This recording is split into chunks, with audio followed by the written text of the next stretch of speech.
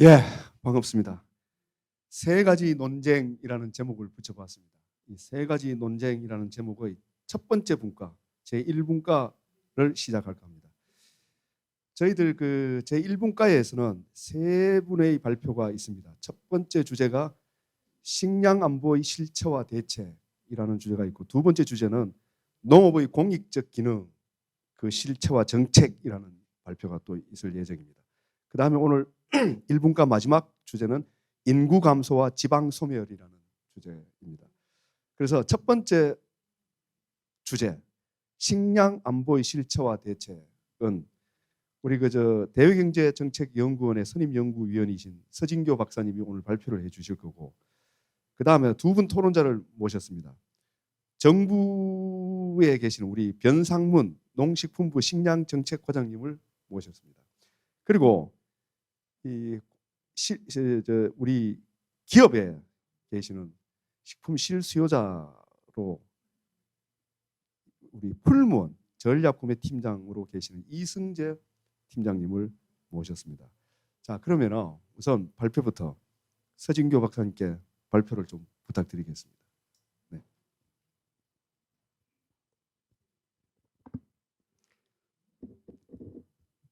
네,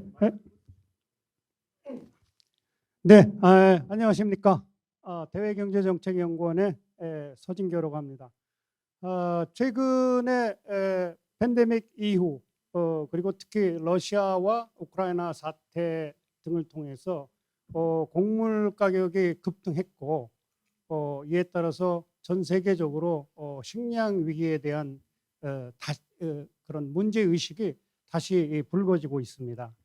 우리나라도 역시 여기 예외일 수는 없습니다. 그래서 과연 식량 안보, 식량 위기를 갖다가 어떻게 봐야 될 것이고 또 어떠한 시각에서 식량 안보 문제를 풀어나가야 될 것인지를 말씀을 드리겠습니다. 다만 이 자리를 빌어서 지금까지 우리나라가 너무 곡물 자급률 위주의 식량 안보 정책을 펼쳐온 것은 아닌가 하는 그런 생각을 함께 갖고 있고, 또 어떤 그 새로운 방법들, 어떤 접근을 해야 될 것인가 하는 것을 말씀을 드려보겠습니다. 첫 번째는 뭐 여러분 다 아시는 것처럼 코로나19 팬데믹으로 인해서 공급망이 일시적으로 단절이 됐었죠.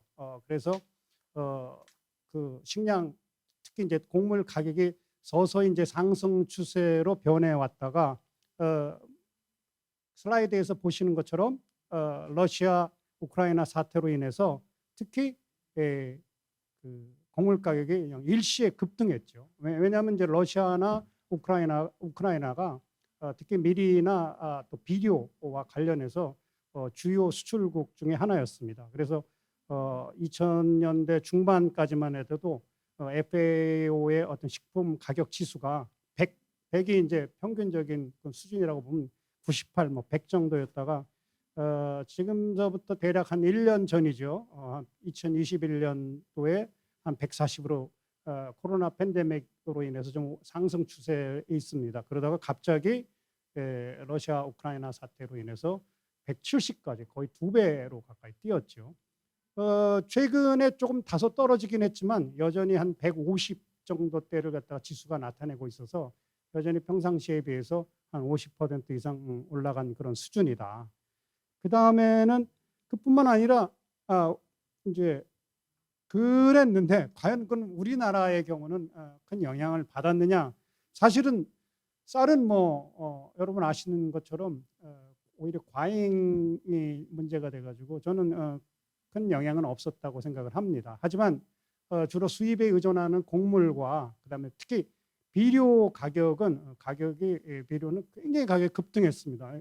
슬라이드에서 보시는 것처럼 뭐 예를 들면 옥수수 같은 경우가 이제 왼쪽 그래프에서 붉은색으로 나타내고 있는데 2020년 초반이죠. 20년 초반에는 대략 100 주위에서 머물러 있다가 최근에는 지금 200을 넘긴 상태입니다. 그리고 우리가 큰 관심을 갖고 있지는 않았지만 사실은 농자재, 특히 비료의 가격도 급등했습니다. 이것은 우크라이나는 물론 그 러시아 쪽이 비료와 관련해서 주로 NPK라 그러죠. 그 인산이나 칼리, 질소 비료와 관련해서 중요한 그 세계의 공급 주체가 되고 있습니다. 그래서 그 급등했는데 특히 여기서 보시는 것처럼 그 칼리 비료는 거의 2020년 2년 전에 초반 이 100 근처에서 지금 350대 3배 이상 올라갔죠. 그래서 이런 쪽에 우리가 영향을 갖다가 일부분 이제 받을 수 있었다. 물론 이제 우리가 핵심 주곡으로 하고 있는 쌀은 큰 영향이 없었습니다. 이러한 영향으로 인해서 다시 한번 이제 우리나라도 이러한 곡물 위기 또 식량 위기에 안전한 것인지 이와 함께 곡물 자급률이 매우 낮은 그 상태에서 과연 우리나라 식량 안보는 어떤지 하는 관심이 다시 높아지기 시작했습니다. 그래서 정부도 최근에 또 곡물 자급률을 갖다가 어떤 목표치를 설정해서 식량 안보 쪽에 어떤 대안을 좀 마련해 보겠다는 얘기도 계속 있었고요. 근데 제가 오늘 이 자리에서 말씀드리고 싶은 것들은 과연 그 곡물 자급률을 갖다가 높인다고 해서 과연 우리나라의 식량 안보가 해결될 수 있을까 하는 그런 의문입니다. 현재 이제 아시는 것처럼 우리나라 곡물 자급률은 굉장히 낮은 상태죠. 슬라이드에서 보시는 것처럼 밀이나 옥수수, 콩 다 콩이야 한 뭐 7%, 8%대 유지하고 있지만 매년 조금씩 생산에 따라서 바뀌긴 하지만 여전히 밀과 옥수수는 1% 이하입니다. 그래서 이제 이러한 낮은 곡물 자급률 때문에 굉장히 식량 안보가 불안해지고 우리 곡물 자급률을 올려야 되겠다는 생각으로 다시 늘 식량 안보하면 곡물 자급률과 같이 생각을 하게 됩니다. 그러나 과연 그런 생각이 적절할까에 대해서 한번 생각해 볼 기회가 되는 거고요. 저는 곡물 자급률 중심의 식량 안보 정책은 굉장히 한계가 있다라는 걸 말씀드리고 싶습니다. 왜냐하면 일단 우리나라의 면적이 그렇게 넓은 그런 경제 면적을 갖고 있는 그런 국가는 아닙니다. 그래서 주어진 그런 경제 면적을 생각할 때 밀, 콩, 그 옥수수 등 주로 수입에 의존하는 사료곡물 자급률을 갖다가 올린다는 게 한계가 있는 것이다. 죄송합니다. 예를 들면 이제 옥수수 자급률을 지금 옥수수 자급률은 1%가 안 되죠. 그래서 한 10% 정도로 올리기 위해서는 지금 현재 약 한 단순하게 추가적인 경지 면적만을 갖다가 생각할 때 한 대략 한 20만 헥타 정도의 경지가 필요합니다. 그런데 이 20만 헥타 정도의 경지가 도대체 얼마만큼 넓은 거냐? 우리나라 전체 채소 면적, 채소 재배 면적과 거의 버금갑니다. 거의 동일한 수준이에요. 그래서 그러면은 옥수수 자급률을 10% 올리기 위해서 우리나라 전체 채소 생산 안 할 거냐? 그렇지는 않습니다. 그리고 있을 수도 없는 얘기고요. 그런 의미에서 곡물 자급률을 올리는데 상당한 정도의 추가적인 경지 면적이 필요하기 때문에 우리가 곡물 자급률 중심에 또 곡물 자급률을 올린다고 해서 올리는 것 자체가 상당히 한계가 있는 것이다. 물론 뭐 나쁘다는 거 아닙니다. 낮은 곡물 자급률을 올리는 것도 중요하지만 나름 자체적으로 한계가 있다. 그리고 설령 한 10% 정도로 올린다 한들 90%를 여전히 해외에서 수입에 의존해야 되기 때문에 곡물 자급률 중심의 식량 안보 대책은 조금 문제가 있는 것이 아니냐. 두 번째는 식량 안보 대책 얘기하면 항상 따르는 것이 또 농지 문제입니다. 그래서 농지 전용 억적제를 해가지고 일정한 그 식량 안보를 위해 필요한 어떤 농지를 보존하겠다는 기본적인 어떤 생각은 저도 동의는 하지만 사실은 농지가 계속해서 비농업적인 사용으로 계속 전용되고 있고 또 휴경지도 계속해서 늘어나고 있는 실정인데 사실 슬라이드에서 보시지 2000년대 초반부랑 20년이 지난 지금과 비교해 보면 대부분의 과수, 채소, 고추, 마늘 같은 면적은 줄어들고 있고 휴경지는 제가 방금 전 말씀하신 것처럼 늘어나고 있습니다. 특히 2000년대 이후에는 농산물의 실질 가격이 상승하고 있는데도 불구하고 휴경지가 증가하고 있기 때문에 사실은 농지 전용을 억제한다고 해가지고 식량 안보를 갖다 달성하는 것, 그 자체도 곡물 작업률을 높인다든지 그 자체도 상당히 한계가 있는 그런 것이다. 그런데 자세히 보면은 주요 우리가 곡물 작업률이 높은 그런 나라들, 뭐 땅이 대부분 넓은 그런 경지가 넓은 나라들이죠. 미국이나 또는 뭐 그 유럽의 뭐 독일, 캐나다, 굉장히 곡물 작업률이 높습니다. 슬라이드 표에서 보시는 것처럼 미국 같으면은 뭐 곡물 작업률이 100%가 넘죠. 136% 가까이 되지만, 그러나 이 모든 나라들이 주요 농업 국가라고 수출하는 국가들이 모든 농산물을 다 작업한다, 그건 아닙니다. 예를 들면은 미국, 제가 얘기했듯이 136% 곡물 작업률 나타내고 있지만 과실률은 66%입니다. 그 66%는 우리나라는 77% 작업률인데요. 과실률은 우리보다 훨씬 더 낮죠. 그래서 사실은 어떻게 보면은 이 곡물 작업률이 높은 나라들을 보면은 대개 경지가 굉장히 넓은 그런 국가들이기 때문에 주어진 어떤 자연 조건 하나를 갖다가 곡물 쪽으로 이렇게 토지 조방적인 곡물 쪽으로 활용한 거고, 또 굉장히 우리나라 같이럼 겨우 1인당 경지 면적이 채 80평에도 미치지 못하는 그런 좁은 경지 면적을 가지고 생산하는 그런 농산물을 생산하는 국가들 같은 경우는 곡물 작업률이 낮을 수밖에 없는 거 아니냐, 그런 생각을 갖다가 해볼 수가 있고요. 그래서 저는 사실은 현재의 우리나라의 농업 상황이 주어진 경지 면적과 경제 여건에 맞춰서 최대한 노력해 온 것이 아니냐. 제가 방금 전에 얘기했다시피 세계에서 가장 작은 농지 면적을 가지고 주곡인 쌀도 사실 충분히 거의 뭐 작업하고 있다고 생각하고요. 또 그 외에도 소비자가 원하는 각종 과일이나 채소, 축산물들도 상당히 높은 수준의 작업을 하고 있다고 생각합니다. 이것이 현실이기 때문에 저는 굉장히 열심히 국내 농업 생산이 작업을 갖다 고려해서 여태까지 생산 활동을 해온 것이고, 또 일부 밀이나 옥수수 같은 낮은 작업률은 그러한 선택의 결과가 아니겠느냐, 그런 판단을 합니다. 그래서 저는 곡물 작업률 중심의 식량안보 정책이라는 게 한계가 있기 때문에 조금 시각을 바꿀 필요가 있겠다. 제가 생각하는 거는 뭐 밥상 농산물의 안정화가 새로운 식량안보 대책의 중점이 돼야 되는 것이 아니냐 생각합니다. 왜냐하면 우리가 곡물만 먹고 살 수는 없지 않습니까? 우리가 실질적으로 매일같이 밥상에 오르는 것이 뭐 과일도 있죠, 다양한 채소도 있죠, 생선도 있습니다.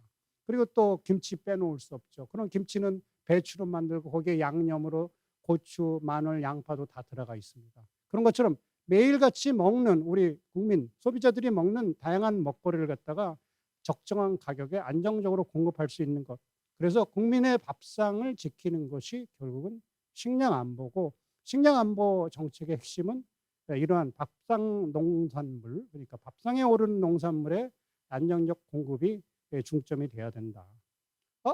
수입 농산물로 좀 대체할 수 있는 거 아니야? 하지만 여러분 아시다시피 수입 농산물과 국산 농산물의 대체는 한계가 있습니다.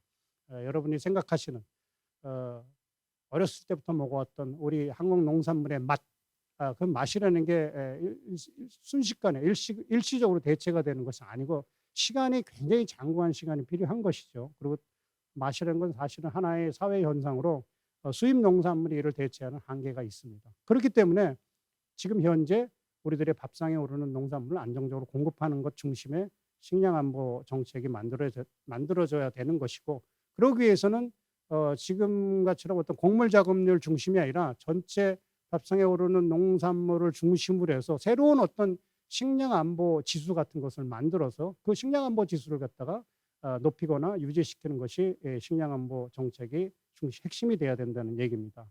그뿐만이 아닙니다. 여러분, 우리나라가 장기적으로는 농업 인력이 점차 고령화되는 것이 추세이기 때문에 향후에 농업 인력이 고령화돼 가지고 현재와 같은 정도의 생산이 유지될 수 있을 것인가도 또 의문이 들기도 합니다. 이와 함께 디지털은 물론이거니와 탄소 중립 사회로의 전환이라는 것은 시대적인 이미 대세이기 때문에 이것이 농업 생산에 있어서 일종의 재앙 요인으로 다가올 수도 있다. 그래서 지금은 뭐 흔히 먹는 밥상에 오르는 농산물이 뭐 언젠가는 사실은 생산 자체가 어려워져서 우리가 구매하기 어렵거나 눈에 띄기 어려워지는 그런 사태가 올 수도 있기 때문에 전반적인 어떤 조금 더 넓은 시각으로서 식량안보 대책을 봐야 되는 것이 아니냐는 생각입니다.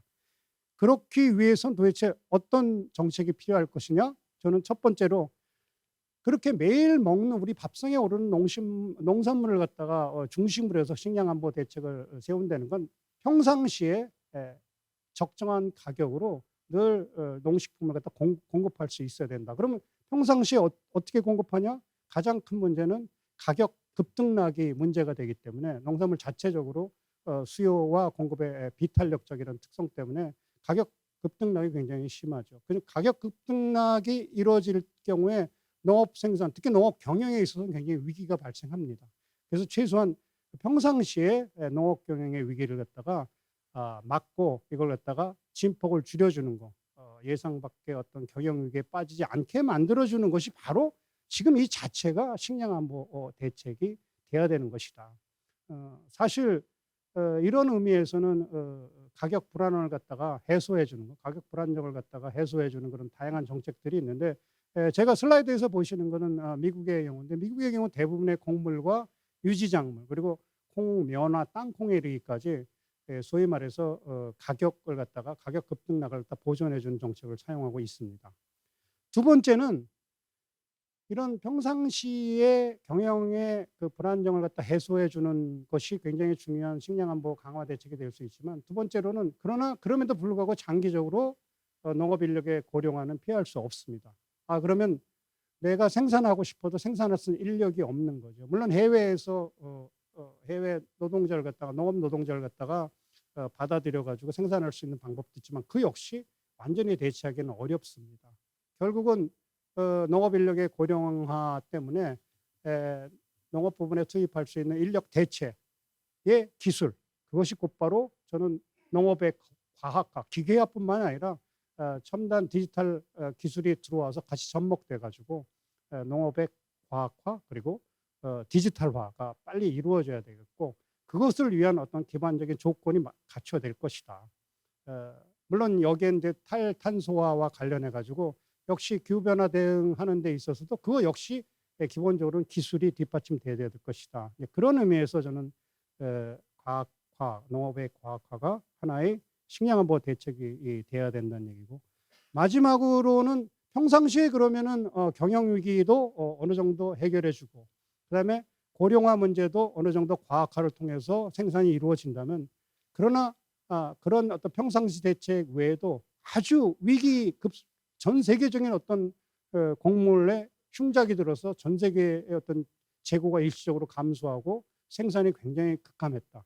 그런 경우는 굉장히 드물지만 그럼에도 불구하고 정부나 국가적 차원에서는 대책은 있어야 될 것입니다. 그래서 위기대응 대책이 필요한데 위기대응 대책을 위해서는 결국은 국내의 일정 수준 비축 제도를 갖다 활용할 수밖에 없고 그 비축은 뭐 정부가 새로 저장 창고를 지어서 하는 경우는 굉장히 비용이 많이 들고 비경제적이라고 할 수 있기 때문에 기존의 업체들이 수입 곡물이라든지 수입 농산물 갖다가 평상시에 수입해 와가지고 저장해서 국내 수요에 대처하고 있기 때문에 그런 시스템을 좀 활용하는 것이 좋지 않겠느냐. 그리고 마지막으로는 수출국과 협정을 갖다가 맺어서 뭐 예를 들면 곡물 수화풍이 되겠습니다.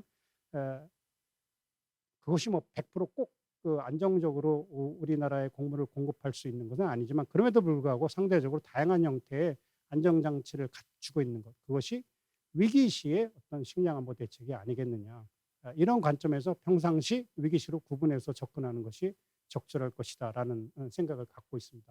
이것으로서 제가 식량안보가 곡물 위주의 어떤 정책에서 조금 더 시각을 좀 바꿀 필요가 있다. 그걸 위해서 평상시에 소비자의 또 국민의 밥상에 오르는 농산물 중심으로 바꿔지고 이를 위해서는 평상시에는 경영 위기, 경영 불안전을 갖다가 방어해주고 장기적으로는 농업의 과학화 그리고 국제 협력을 통해서 위기 시에 대응 체제를 갖추는 것이 핵심이다라고 말씀드릴 수 있겠습니다. 이상 제 발표를 마치겠습니다. 감사합니다. 네, 서진교 박사님 수고하셨습니다. 예, 이 좁은 경지 면적이라고 하는 그 자연적인 어떤 근본적인 한계가 있는 우리나라 실정에서 늘 식량 안보이라면은 지나치게 곡물 작업률 그 위주로 논의가 진행되지 않았나 하는 어떤 문제를 제기하시고, 그래서 평상시 그 밥상 농산물이라는 표현을 쓰셨는데 밥상 농산물의 안정화에 좀 정책적으로나 관심을 가져야 되지 않나 하는 어떤 그런 주장을 해주셨습니다. 자, 그러면은 오늘 토론자로 두 분을 모셨는데 우선 제가 그 풀무원에서 오신 우리 이승재 팀장님께 뭐 따로 저 드리고 싶은 질문은 좀 조금 이따 드리고, 우선 좀 이렇게 듣고 준비해 오신 그저 토론을 먼저 좀 시작해 주시면 좋겠습니다. 네.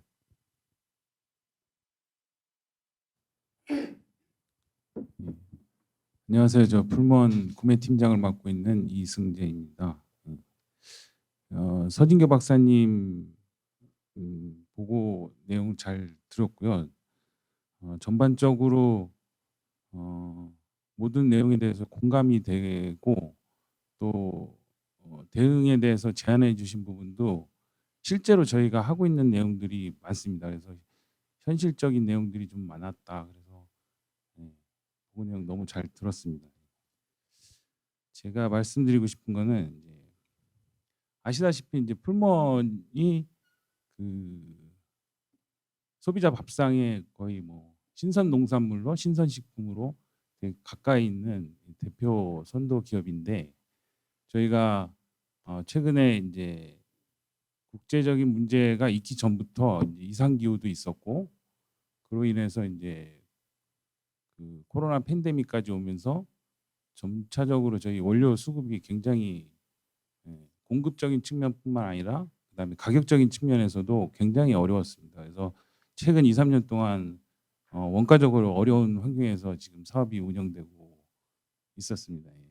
그래서 그 물론 이제 한계가 있었지만 이제 코로나 팬데믹은 약간 불가항력적인 부분이 크니까, 하지만 저희가 과거부터 이런 상황들에 대해서 불확실성이 점점 높아지면서 어떻게 대응할까 고민을 많이 해왔고요.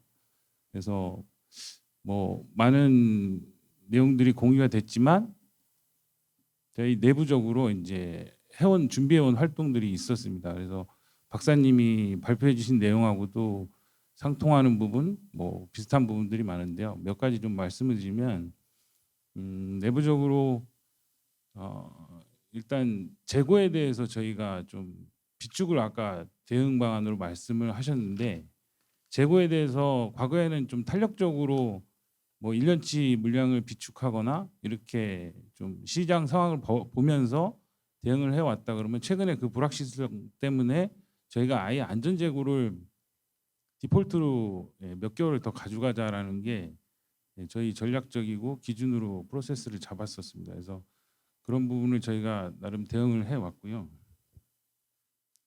그리고 이제 과거에는 달리 이제 지표들을 저희가 봤습니다.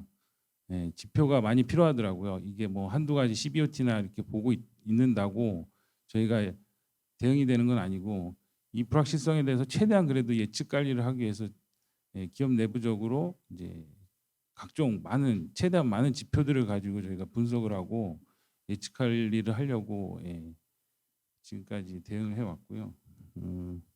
세 번째로는 많이 들으셨을 텐데 이 공급망이 좀 붕괴가 됐지 않습니까? 그래서 그 공급망에 대해서 이 또한 이제 이상 기후가 오면서 저희가 주 산지로 가지고 있는 뭐 원료 산지로 대응 산지를 다변화하지 않으면 안 되겠다 해가지고 오래전부터 해온 일이지만 최근에 더 이거를 가속화를 하지 않으면 좀 위기가 있겠다. 그래서 이 부분도 요 팬데믹 오기 전보다는 더 지금 저희가 물론 이제 발이 묶여서 한계가 있었지만 최대한 각종 온라인이나 모든 걸 통해서 방법을 가지고 지금 좀 가속화를 하고 있다 이렇게 말씀을 드릴 수 있습니다. 그리고 그 이제 저희가 이 말씀하신 대로 경지나 이제 공급풀이 좀 적다 보니까 그 농산물 원재료 수급에 있어서 한계가 있는 거는 저희도 직시하고 있고요. 풀무원이 아무래도 콩 여기 이제 문제가 발표해 주신 내용에 이제 주품목인 콩에 대해서 정부하고 사실 이제 커뮤니케이션을 많이 해왔고 그 자급률을 높이고 그다음에 농가들이 이게 펀더멘탈이라는 게 사실은 다 이게 돈을 벌기 위해서 농사를 짓는 거고 하니까 그런 부분들을 충족시켜 줘야 되니까 그 부분도 이제 농식품부하고 그동안 장기간 뭐 10년 넘게 한 것 같아요. 그래서 지금까지 그래도 나름 자금률을 높이는데 같이 일조해 왔지만 한계가 있다는 건 직시해야 될 필요가 있는 것 같습니다. 발표에서 수치적으로도 보셨듯이 한계가 있고 그래서 이제 수입 쪽으로 저희가 의존할 수밖에 없는데 그 수입에 대해서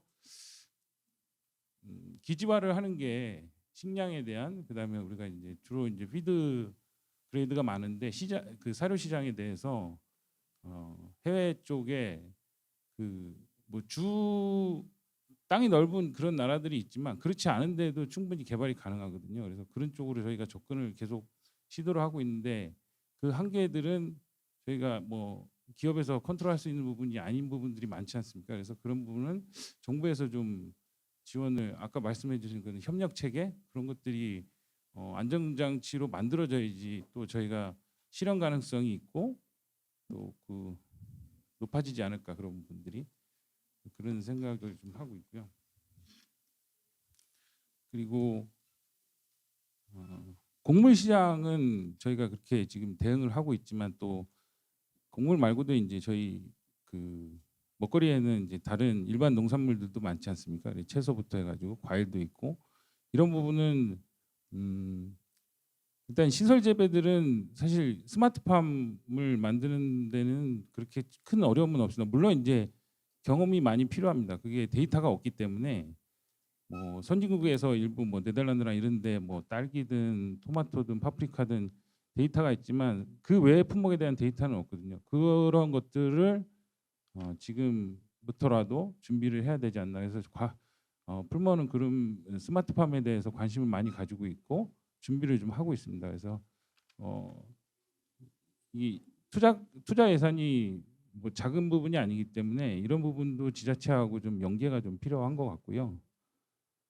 그래서 시설 쪽 농산물들에 대해서는 저희가 스마트팜으로 사업을 좀 원료 수급, 농산물 수급 측면에서 대응을 하고 있고 더 나아가서는 이게 이제 일반 노지에서 지금 재배되고 있는 이 곡물에 대해서도 저희는 노지 스마트팜이라고 이제 용어를 말을 하는데 노지 스마트팜에 대해서도 가능성이 있다. 지금 이상기후가 오고 있으니까 더더욱 필요하지 않나. 그래서 그런 부분들도 좀 저희가 준비를 해서 대응을 하고 있습니다.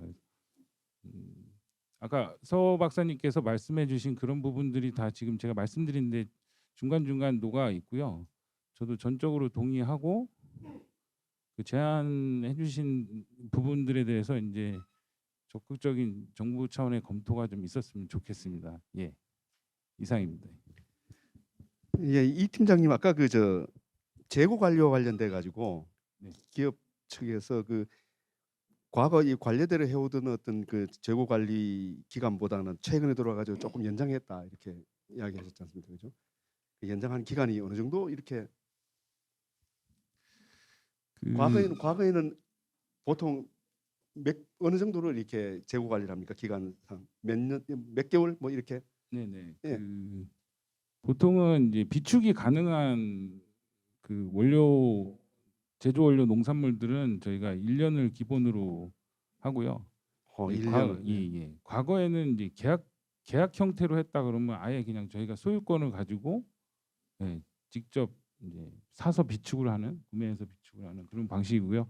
그 1년에서 지금 저희가 연장한 거는 2개월 내지 3개월을 더 연장을 했습니다. 그 저희가 이제 디폴트로 예. 그 자체 비축 시설을 가지고 비축은 저희가 시설은 외주를 할 수밖에 없고요. 예. 그 전문 기관에 전문 업체에 맡기는 게 맞다고 판단을 하고 예. 저희가 직접 운영하지는 않습니다. 그 기업 측에서 따로 이렇게 특별히 요즘처럼 이렇게 가격이 급변하고 위험이 막 이렇게 도래하는데 따로 특별히 위험 관리하는 어떤 제도나 방법 뭐 좀 이렇게 말씀해 주시면 어떤 식으로 위험 관리를 이렇게 이제 하고 계십니까? RM이라고 리스크 매니지먼트는 정부에서도 그 어떤 가격이나 공급에 대한 시그널에 대한 지표들을 많이 모아놓고 그 지표들이 알람을 주게끔 이렇게 아마 운영을 하고 있을 겁니다. 그래서 기업도 마찬가지로 그런 리스크 매니지먼트를 하고 있고요. 그 지표들에서는 뭐 세세히 설명하려면 좀 길고 그래서 아마 그런 것들은 구체적으로 말씀 안 드려도 아마 알고는 계실 겁니다. 그래서 그 저희가 매달 리스크 매니지먼트 회의를 하고 거기에 대해서 이제 품목별로 해가지고 가격, 그다음에 공급, 그리고 더 중요한 거는 사실 수급도 수급이지만 이제 디맨드가 이제 판매라는 게 있지 않습니까? 그래서 판매까지 신경을 쓰고 종합적으로 관리를 하지 않으면 안 되겠다 해서 그런 것들을 매월 관리를 하고 있습니다. 정부가 지금 여러 가지 지표를 이렇게 발표해 주고 있고 또 뭐 경보 시스템 같은 것도 들어서는 아는데 구체적으로 그런 어떤 정부나 공공기관에서 이렇게 제공하는 그 식품 수급과 관련된 위기 정보나 이런 것들이 어느 정도 기업에서 많이 활용하고 계십니까? 예, 그 이제 그 농수산물 유통공사하고 그다음에 농촌경제연구원에서 많은 지표들이 나오는데요. 유용하게 활용을 하고 있습니다. 예. 그 공공기관하고 그런 어떤 그 저 지표 수집이나 지표와 관련된 어떤 저 참여도 하십니까 직접 기업 측에서? 예, 그 관측회의라는 게 운영이 되고 있고 어. 저희도 전문위원으로 참석을 해서 교류를 하고 있습니다. 혹시 그거와 관련돼 가지고 좀 더 아무래도 기업에서는 현장에서 이렇게 치열하게 경쟁을 하고 대비를 하고 있으니까 좀 더 뭐 제안을 지금 현재의 어떤 그 운영 시스템보다는 이런 것들이 좀 더 있으면 좋겠다 하는 거 혹시 이번 기회에 뭘 이렇게 말씀 좀 해주실 거 없을까요? 그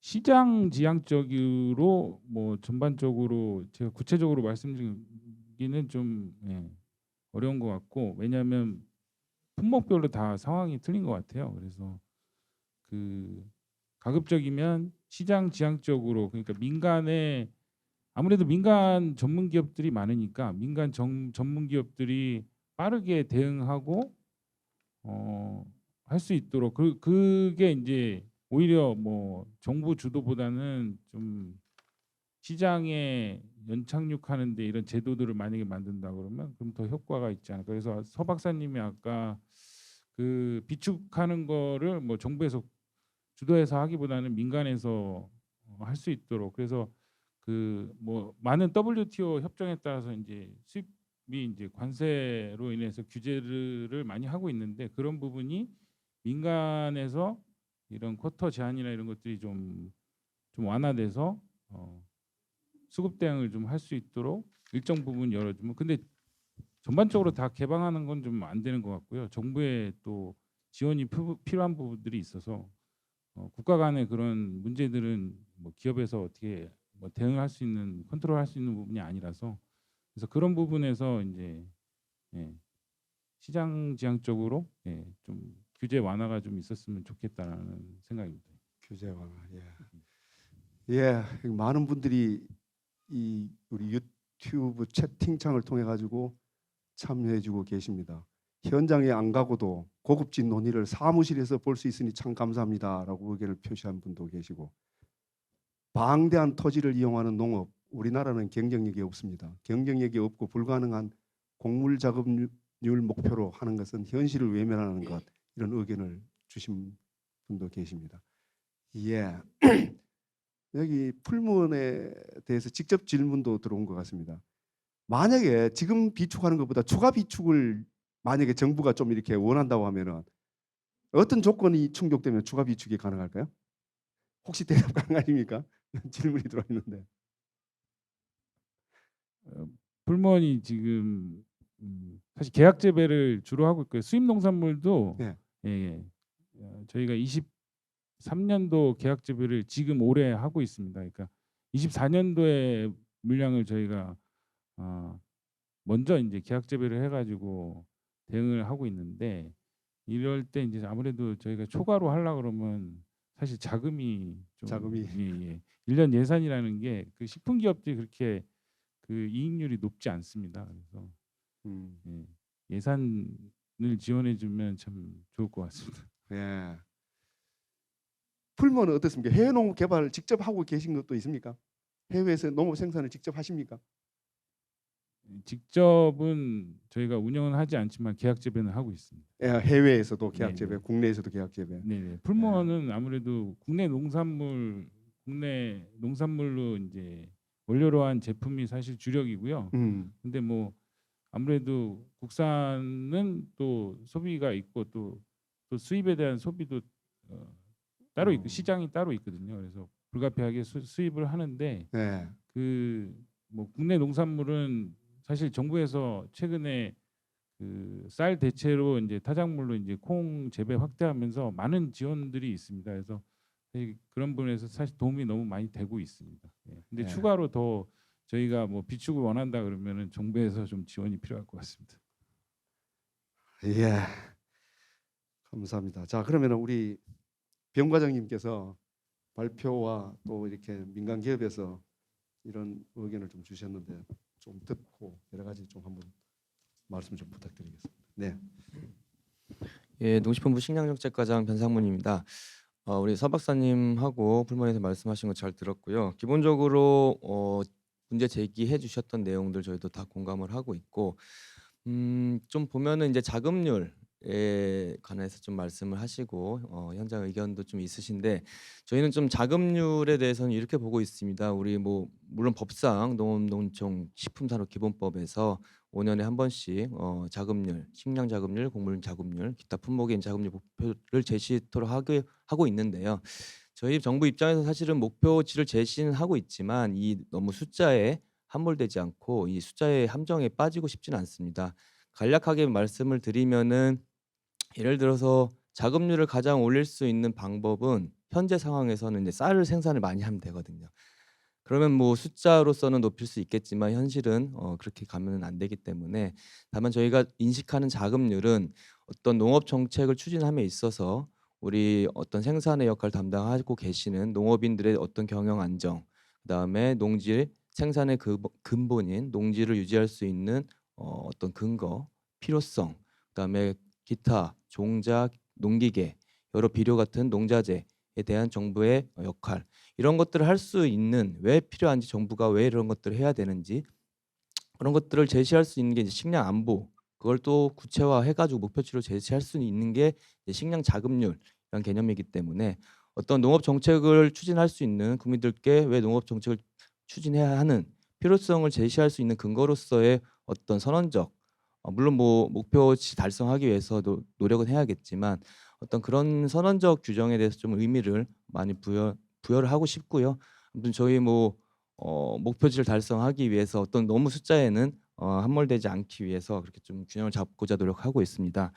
지금 식량 안보와 관련해 가지고 실질적으로 곡물이 이제 많이 가격이 오르면서 많은 분들이 관심을 갖고 계시고 사회적으로도 이제 많은 우려 관심을 갖고 계시는데 실질적으로 이제 코로나 사태 이후에는 국제 곡물 가격이 오르면서 물가 차원에서의 좀 관심이 많았고요. 실질적으로 안보 차원에서의 어떤 언론이라든지 이쪽에서 이제 우려를 하시는 게 실제로는 우크라이나 러시아 전쟁을 겪고 일부 국가에서 주요 곡물에 대한 수출 제한 조치를 실질적으로 수행함에 따라서 실제 이것은 혹시라도 우리나라가 어떤 돈이 있어도 밀이라든지 콩이라든지 옥수수라든지 이런 것들을 수입을 못할 수 있지 않냐 이런 우려가 실질적으로 이제 일부 국가에서 행해짐에 따라서 그런 우려가 더 깊어졌다고 생각하고 있습니다. 그래서 이제 최근에 이제 그 식량 안보에 대한 개념은 과거의 어떤 그 식량 생산에 대해 이 감소함에 따라서 발생했다는 것보다는 여러 가지 다른 유형의 원인이 돼 가지고 발생하는 식량 안보에 대한 우려라고 보고 있고요. 그럼 실질적으로 그 식량 안보와 관련해서 정부가 그럼 어떤 포인트, 핵심 포인트가 무엇인지를 좀 살펴봐야 되겠는데요. 아까 박사님께서는 여러 가지 우리 밥상 물가에 대한 식량 안보 개념을 말씀하셨는데 그 부분은 이제 다른 우리 품목국에서도 이제 많이 고민하고 계시고 담당하고 계시는데 제가 드리고 싶은 말씀은 저희 식량 관련해서 곡물 관련해서 좀 말씀드리고 싶습니다. 그래서 실질적으로 이제 식량 자급률 목표치라든지 산출할 때 포함되는 게 쌀, 밀, 콩, 옥수수, 서류, 그다음 기타 곡물 이렇게 있는데요. 실질적으로 이 중에서 가장 민감하게 저희들이 국민들께서 느끼는 거는 실질적으로는 쌀과 밀과 콩 세 가지 품목이라고 생각합니다. 그래서 이 쌀, 밀, 콩에 대해서 어떤 식으로 좀 국민들이 우려하시는 부분을 덜어드릴 수 있을까 이제 좀 살펴보는데요. 실질적으로 쌀의 경우에는 다들 아시다시피 이거는 뭐 주곡인데 실질적인 자급을 다 하고 있다. 오히려 공급 과잉을 걱정하고 있는 상황이고요. 올해 그 공공비축미 45만 톤에 시장 격리 45만 톤 해가지고 올해 12월 말에는 그 정부 미국 재고량이 한 193만 톤까지 이를 것으로 저희가 예상하고 있습니다. 보통 FAO에서 권고하고 있는 한 70에서 80만 톤보다 2배 이상 더 많은 그런 이제 공급 과잉 상태이기 때문에 쌀에 대해서는 크게 걱정을 안 하는데 결국에는 밀과 또 한 가지 또 추가적으로 콩의 문제인 것 같습니다. 그래서 이 밀과 콩에 대해서 이제 어떤 식으로 할 거냐에 대해서 이제 좀 저희가 고민이 많이 있는데요. 그럼 두 가지 방법으로 좀 할 수 있을 것 같습니다. 국내 생산을 늘리는 것과 해외에서 안정적으로 두 개 품목을 조달할 수 있는 그런 체계를 어떻게 갖출 것이냐에 대한 문제인데 국내 생산 문제는 아까 그 옥수수 사례를 들여서 10% 생산하기 위해서 20만 헥타르가 필요하다는 말씀하셨는데 저희가 구상하고 있는 국내 생산을 확대하는 그 개념은 어떤 이 밀과 콩을 생산 늘리기 위해서 기타 채소, 과수 어떤 이런 것들 뭐 개간을 한다든지 장목 전환을 해가지고 한다는 개념은 아니고 기존의 어떤 지금 논 같은 경우에 지금 저희가 이제 공급 과잉이기 때문에 적정 생산을 하기 위해서 논 재배 면적, 벼 재배 면적을 좀 줄이고자 하고 있습니다. 그래서 이런 식으로 이제 줄어드는 그러니까 벼 재배 면적을 어떤 식으로 콩이라든지 다른 품목으로 전환을 할 수 있을지 또 논의 경지 활용을 이모작을 통해 가지고 경지 활용도를 높여서 생산 량을 늘릴지 이런 식으로 이제 국내 생산을 늘리고자 하고 있고요. 특히 이제 그 밀과 관련해서는 지금 저희 그 정한근 장관님께서 굉장히 역점적으로 추진하고 계시는 그 가루쌀과 같은 게 있는데요. 가루쌀은 쌀이긴 하지만 그 하계에 생산되는 밀이라고 간단하게 생각하시면 될 것 같습니다. 그래서 동계밀, 하계, 가루쌀 이런 걸 통해서 밀의 생산량을 높이고 생산이 늘어나려면 실질적으로 사실 수요가 뒷받침되어야 되지만 현실적으로 아직까지는 국산 밀에 대한 수요가 이제 크게 뒷받침되지 않고 있는 상황인데요. 새로운 소비처 발굴이라든지 품질이라든지 생산 이런 것 좀 안정적으로 통해서 수요처를 좀 늘리고자 하는 거고 이와 별도로 국산 밀 비축을 좀 확대하기 위한 방안도 추진 중에 있습니다. 그래서 아무튼 국내 생산은 어떤 여러 가지 현지 농지의 여건이라든지 우리 그 국산 밀 또 콩 이런 곡물들에 대한 수요를 감안해 가면서 생산은 이제 하겠다는 거지만 아까 말씀하셨지만 이제 실질적으로 아무리 해도 5% 10% 이상은 하기가 어렵기 때문에 보다 중요한 것은 많은 부분을 수입에 의존하고 있는 이 부분을 어떻게 하면은 그 여건 변화, 외부 충격이 있음에도 불구하고 안정적으로 들여올 수 있는 시스템을 마련할 것인가 이 부분이 될 것 같습니다. 그래서 해외에서 안정적으로 이제 곡물을 들여올 수 있는 방안으로 좀 구상하고 있는 것들은 예전에는 뭐 정부에서 주도적으로 하겠다는 계획을 발표한 적도 있었지만 그런 것들은 좀 현실적으로 어렵다는 것이 이제 좀 한번 사례적으로 저희가 한번 봤고요. 그래서 현재 지금 해외 유통, 곡물 유통 관련해서 국내 기업이 일부 기업이 진출해 있는데요. 또 이들 기업들 또는 새롭게 진출하고자 하는 기업들이 어떤 해외 곡물 유통망을 확보를 할 때 일정 부분 정부에서 금융이라든지 어떤 협력 관계 구축에 있어서 지원을 하고자 하고 있고요. 또 추가적으로 이제 가장 사실은 이런 질문들을 합니다. 해외에서 수입 제한을 곡물에 대해 수입 제한을 했을 때 그때는 아무리 무통망을 확보하고 있어도 해외에 우리 기업의 농장이 있어도 못 들어오는 거 아니냐 이런 말씀하시는데 실질적으로 그런 제한 조치가 들어가면 못 들어오는 게 맞고요. 그래서 그런 일들이 없게 하기 위해서 일부 뭐 일본이나 호주에서 체결한 사례 등을 저희도 좀 검토 중에 있습니다. 그래서 외교적 여러 가지 경제 협력 채널을 통해서 이렇게 그 어떤 상호 간에 어떤 수출 제한 조치에 예외적으로 우리나라가 포함될 수 있는 그런 부분들, 또 아까 말씀하셨던 또 구상하고 있는 게 영내 어떤 뭐 여러 가지 국제 어떤 좀 영내 그 관계들이 있는데요. 다양한 국가들하고 협력 관계 유지함으로 인해서 또 어떤 자금 곡물을 안정적으로 들여올 수 있는 좀 협력 체계를 구축하는 여러 가지 방안들을 구축하고 있고, 다만 이제 뭐 스와핑이라든지 이런 것들은 서로 어떤 그 상대 국가의 이해관계가 많이 맞아 떨어져야 되기 때문에 그런 부분도 검토를 해가면서 실질적으로 할 수 있는 방안을 검토 중에 있다는 말씀드리고, 시간 관계상 이렇게 좀 정리하도록 하겠습니다. 감사합니다. 예. 오늘 우리 서진규 박사님 발표는 지금 현재 여러 품목국에서 하고 있는 어떤 모든 다양한 정책들이 다들 어떤 식량 안보라는 어떤 큰 틀로서 통합되어 가지고 관리되는 어떤 그런 방향을 조금 이렇게 제시한 것 같고, 근데 여전히 토론을 진행하다 보면은 이제 정부에서 우리 병 과장님은 역시 식량 안보 이라면은 그냥 이 곡물 위주로 또 이렇게 토론이 갈려지는 것 같습니다. 어쨌든 오늘 새로운 어떤 이 시각이라면 시각이고, 그 두 부분이 곡물과 모든 어떤 밥상 농산물이라고 하는 것이 어떤 일상의 모든 정책이 식량 안보로 통합되어지는 어떤 그런 방향도 좀 우리가 같이 한번 생각해 볼 수 있는 기회였던 것 같습니다. 우리 서진규 박사님 마지막으로 오늘 다 들으시고 언급하실 거 있으면 좀. 예. 네, 두 분 토론자님 뭐 제가 뭐 추가적으로 드릴 얘기는 없을 것 같고요.